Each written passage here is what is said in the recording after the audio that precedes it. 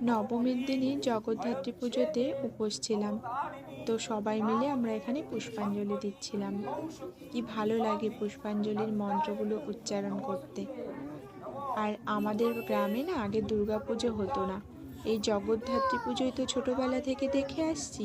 সেই জন্য না এই জগদ্ধাত্রী মায়ের পুজোতেই আমরা বেশি আনন্দ করি। যাই হোক, আগের দিন তো নবমী ছিল, উপোস ছিলাম, বেশ ভালোই। দশমীর দিন সকাল থেকেই শুরু হয়ে গেল আমার শরীরটা খারাপ।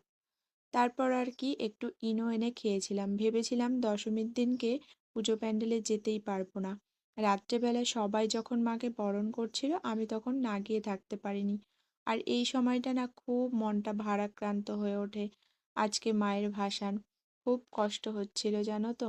আর সত্যি ছোট্ট থেকে বাবা বলতো আমি নাকি এই দিন কান্না করে ভাসাই। এখনো চাপা একটা কষ্ট হয়।